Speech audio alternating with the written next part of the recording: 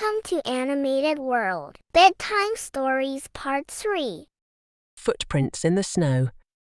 In the heart of a snow-covered wood, where frost-kissed leaves crunched underfoot, the Gruffalo, a creature both fearsome and endearing, ventured forth. His tussocky fur was dusted with snowflakes, and his eyes held the wisdom of ancient trees. But this time, he wasn't alone. Beside him, a curious little mouse scampered, leaving tiny footprints in the powdery snow.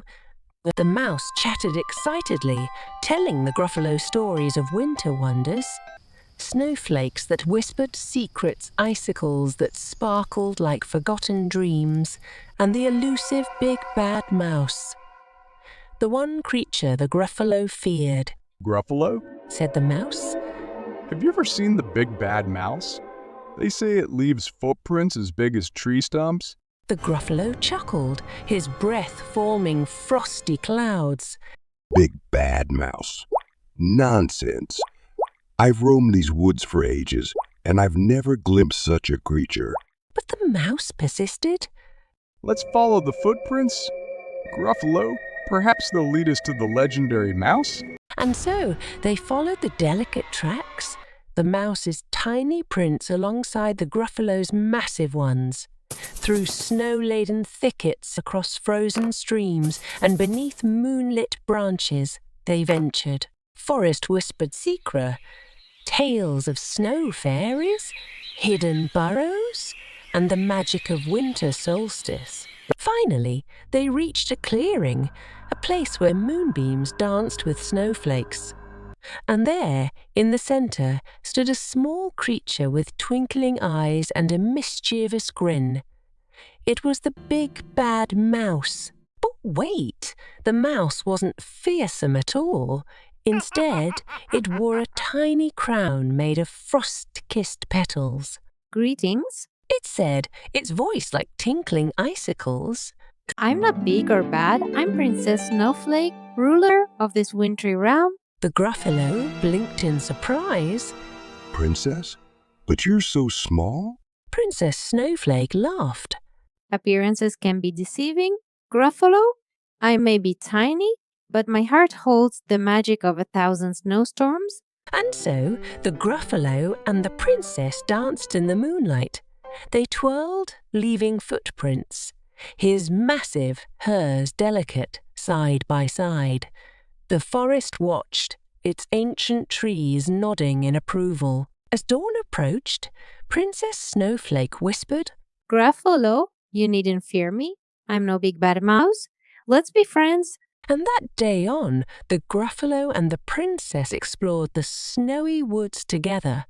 They left footprints, big and small, across the landscape, weaving their own enchanting tale. The Princess Who Never Smiled. In the kingdom of Silverwood, nestled among ancient pine forests, there lived a princess named Lily. She was known far and wide for her beauty, the kind that poets composed sonnets about. But there was one peculiar thing. Lily never smiled. Her lips remained perpetually curved downward, as if the weight of the world rested upon them. The courtiers whispered behind their silk fans, speculating about the cause. Was it a curse? A broken heart? Or perhaps she simply disliked laughter? One day, her father declares that whoever could make her daughter Lily smile can marry her. Many try but fail. Meanwhile, an honest labourer lived across the town. He worked sincerely for his master. At the end of the year, the master offered him a sack full of money and said he could take how much ever he desired. As the man isn't greedy and did not want to sin, he picks just one coin. He goes to drink water from a well and accidentally drops the coin into the well. The same happens in the second year too. During the third year, the master places the sack and the labourer takes just one coin, just like the previous years. This time when he goes to drink water, his coin does not fall. In fact, The other 2 coins from the past also float up to the surface.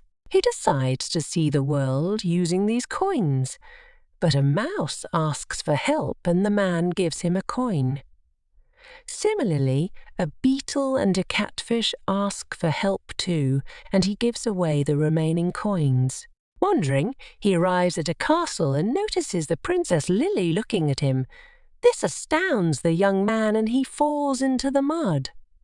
The catfish, the beetle, and the mouse come to help him. The princess laughs looking at them.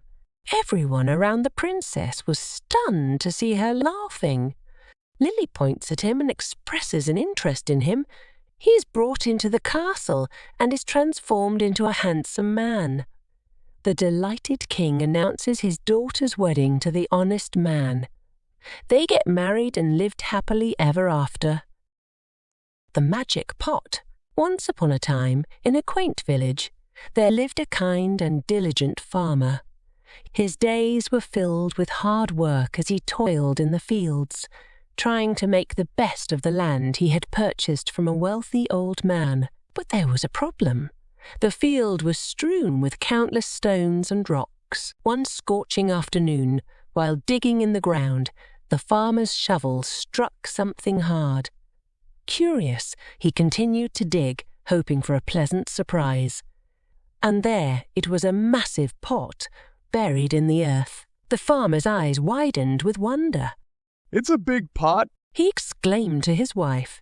Maybe I can use this to store some rice. But this was no ordinary pot.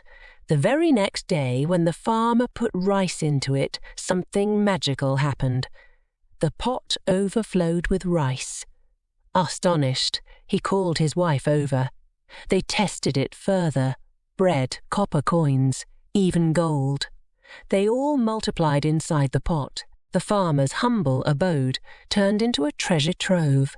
Word spread throughout the village, and soon the rich man who had sold the field to the farmer came knocking. Greed gnawed at the rich man's heart. He demanded that the farmer to return the magic pot, claiming that he had only sold the field, not the pot. Why should I give you the pot? Argued the farmer. I bought the field, and this pot came with it.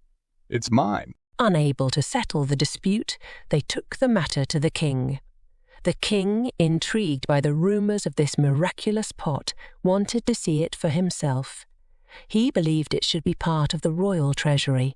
That night, the king placed copper coins inside the pot. Lo and behold, it overflowed with riches. The king was delighted. But fate had other plans. His father, curious about the pot, leaned over to peer inside and promptly fell in. "Help me!" cried the king's father from within the pot. The king rushed to rescue him, but to his astonishment, he saw another man inside, an exact replica of his father. Both claimed to be the real father, and it was impossible to tell them apart.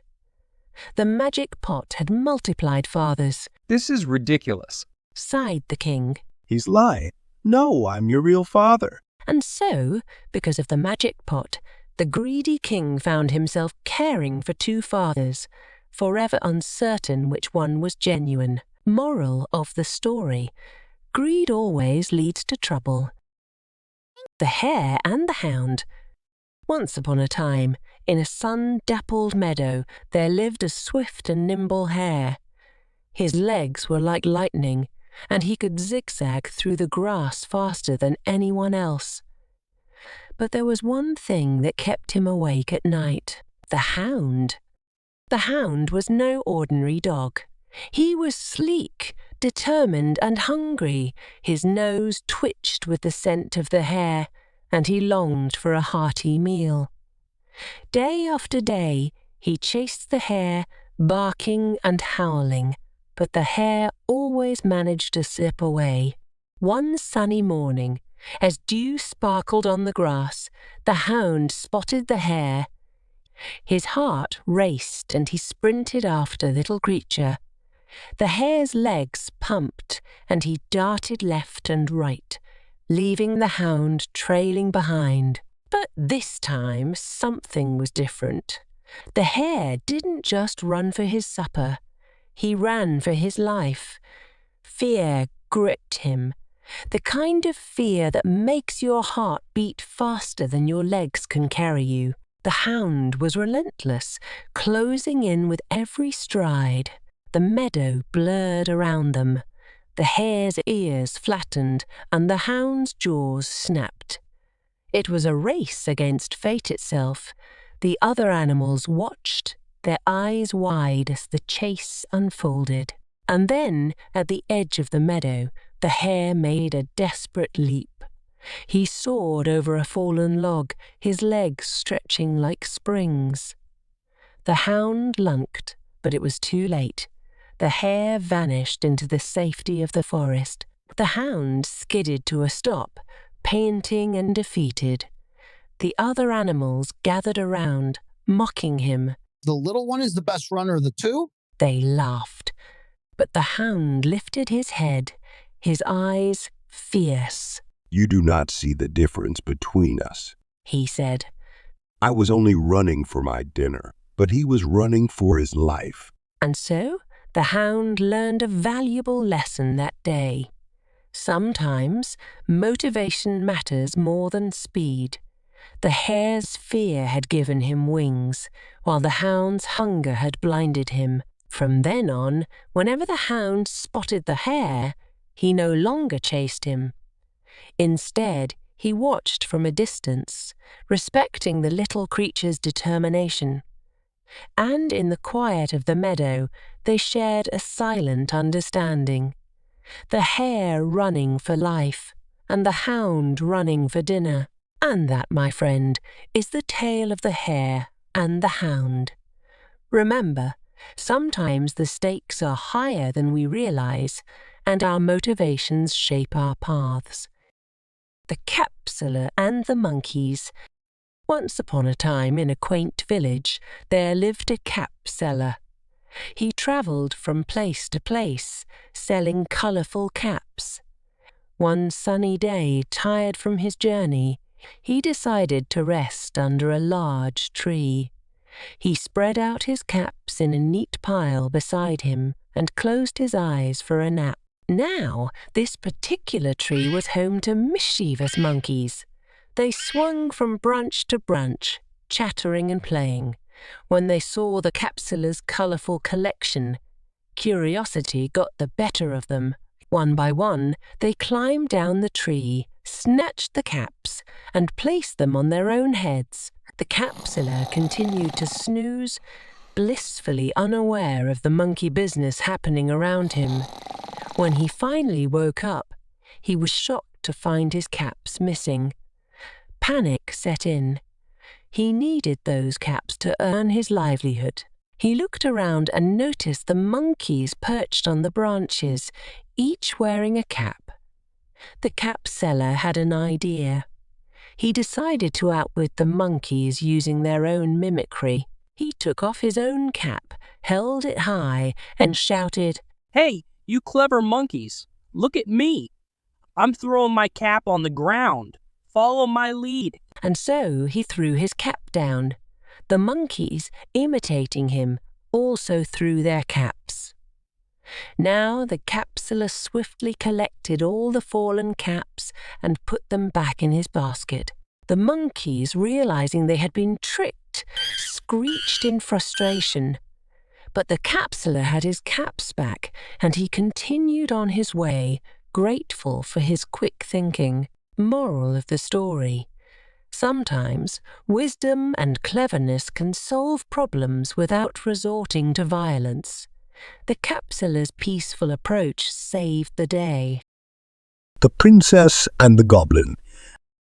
Once upon a time, in a desolate mountainous kingdom, there lived an 8-year-old princess named Irene. Her days were lonely within the castle walls, with only her nursemaid Luti for company. Her father, the king, was often absent, and her mother had long departed from this world. But destiny had other plans for Irene.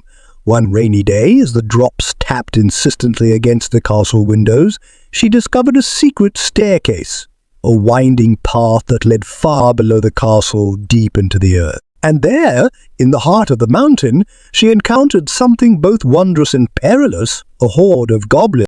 These goblins were no ordinary creatures. Banished from the kingdom ages ago, they harbored resentment and a thirst for revenge against their human neighbors.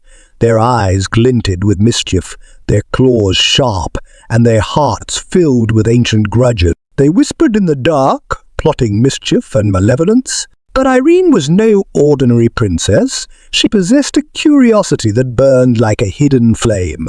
And so she ventured further into the goblin-infested depths, her heart both fearful and exhilarated.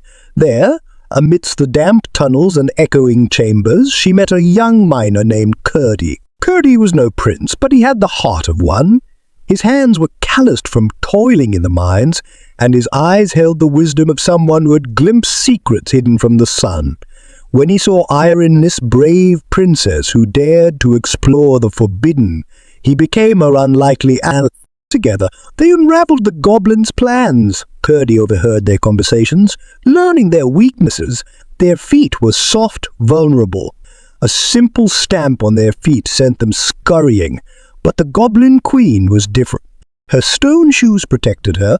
Curdie's courage and quick thinking saved Irene more than once. And then there was Irene's mysterious great-great-grandmother, a lady who appeared when the light was just right, her form ethereal and her wisdom profound. She gifted Irene a magical ring, invisible yet unbreakable, connecting her constantly to hope. Through this thread, Irene could find her way back, even from the darkest corners of the earth. As the goblins dug tunnels toward the king's palace, intending to abduct Irene and marry her off to their goblin prince, the stakes grew higher. The fate of the kingdom hung in the balance, and only Irene and Curdie could thwart the goblins' malevolent designs. Their journey took them through twisting passages, past underground lakes and glowing mushrooms. They faced riddles, illusions, and moments of doubt. But Irene's bravery and Curdie's cunning carried them forward. On the way they encountered magical creatures, a talking cat who knew the secrets of the stars, and a wise old miner who had once glimpsed the heart of the earth.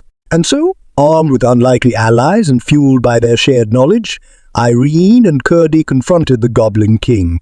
The final battle unfolded in the caverns deep below the castle, where shadows danced like ghosts. Swords clashed, and bravery was tested, but in the end it was Irene's compassion and Curdie's sacrifice that saved the day. The goblins retreated, their king defeated.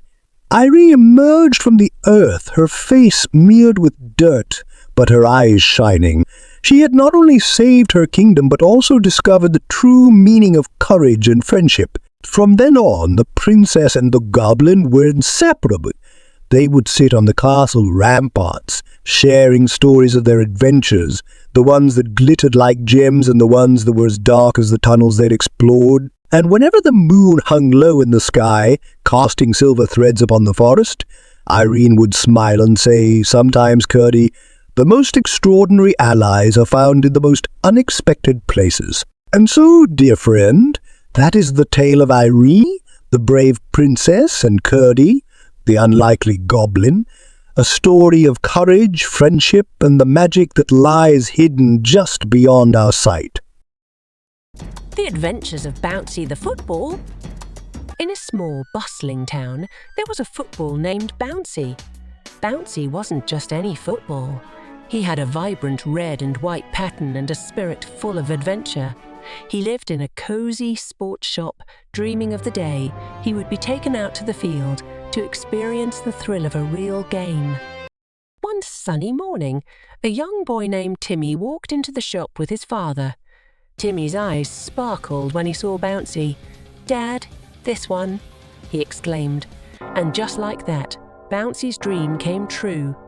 He was taken to the local park, where children gathered to play. Bouncy loved the feel of the grass beneath him and the sound of laughter around him. He was kicked, passed, and dribbled with great enthusiasm. But what Bouncy loved most was the teamwork and joy he brought to the children. He felt like he was part of something bigger, something special. One evening, as the sun set and the park emptied, Bouncy found himself left behind. He felt a pang of loneliness, but decided to make the best of it. Under the moonlight, he rolled around, exploring the park. He met a wise old owl named Oliver, who perched on a tree branch. Hello there? Said Oliver. You seem lost? I was left behind, Bouncy replied. but I'm not scared. I want to see the world. Oliver chuckled. The world is a big place for a little football. But if you're brave, you'll find your way. With Oliver's words in mind, Bouncy set off on an adventure. He rolled through forests, crossed streams, and even bounced along the beach. Along the way, he met many friends, a curious squirrel, a playful dolphin, and a kind-hearted deer. Each friend taught Bouncy something new about the world and himself. After many days of travel, Bouncy found himself back in the town where he started. He rolled into the park just as Timmy and his friends arrived. "Bouncy, we thought we lost you," Timmy cried, hugging the football tightly. Bouncy realized that while adventures were exciting, there was no place like home. He had seen the world and made new friends, but the joy of being with Timmy and the other children was unmatched. From that day on, Bouncy was never left behind again. He continued to bring joy and excitement to every game, knowing that he was part of a community that loved him. Beauty and the Beast. Once upon a time, in a small village deep in a forest, there lived a kind young woman named Belle. She loved reading books, and everyone knew her for her warm heart and her beauty. Belle had dark hair like the night, eyes as deep as the ocean, and a spirit as free as a bird. Belle lived with her father, Maurice, who was an inventor. He made new gadgets and gizmos, and Belle loved listening to his stories and helping him with his experiments. The villagers thought Belle was different because she loved books and dreamed of adventures, but Belle didn't mind. One day, Maurice set off on a journey to show his invention to another village. On the way, he got lost in the dark, scary forest. The wind howled, and the trees seemed to whisper secrets. Maurice found a big, spooky castle and went inside to find shelter. Inside, he met the owner of the castle, a scary beast. The beast was once a handsome prince, but an enchantress had turned him into a beast because he was selfish and mean. To break the curse, someone had to love him despite his appearance. The beast locked Maurice in a dungeon for trespassing. Maurice's horse, Philip, ran back to the village to tell Belle what happened. Belle bravely went to the castle to rescue her father. When she found him in the dungeon, she offered to take his place as the beast's prisoner. The beast agreed and let Maurice go. Belle stayed in the castle and found the beast was not only scary, but also sad and lonely. She discovered a huge library and loved reading the books. Over time, Belle and the beast talked, read and shared stories. Belle learned about the curse and wanted to help break it. The beast began to care for Belle's intelligence, beauty and kindness.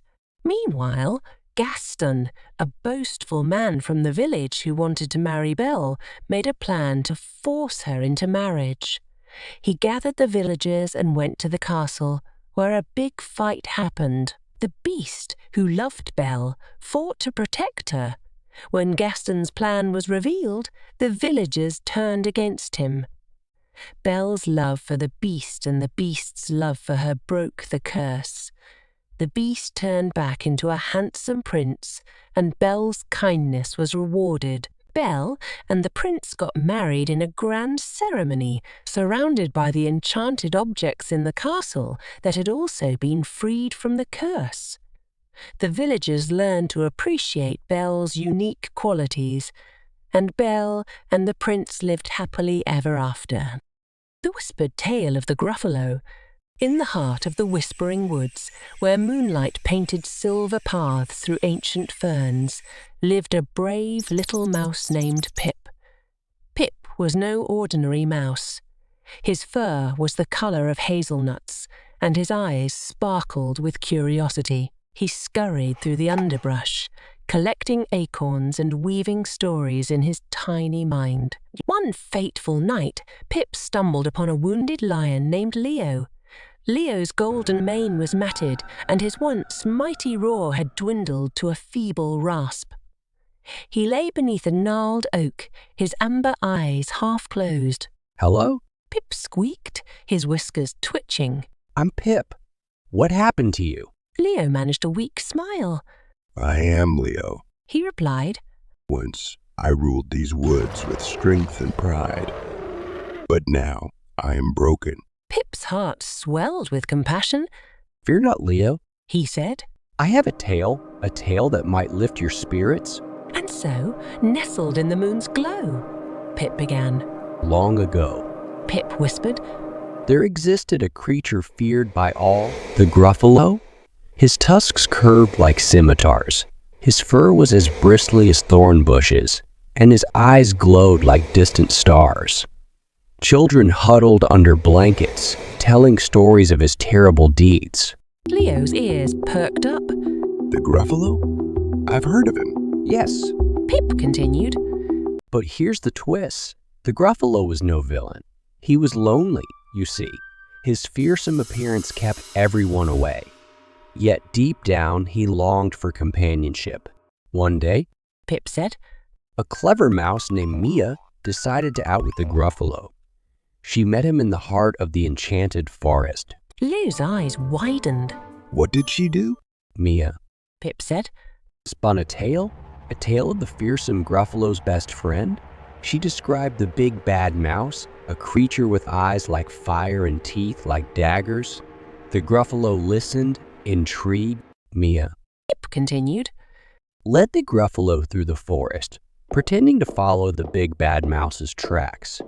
She described the mouse's cunning tricks, how it scared owls and outwitted foxes. Leo's breathing steadied. And did the Gruffalo find this mouse? Pip nodded.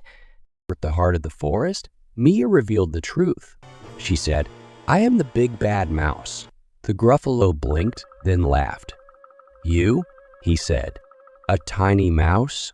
But Leo whispered, what happened next? Mia Pip said, and the Gruffalo became friends. They shared acorns and stories.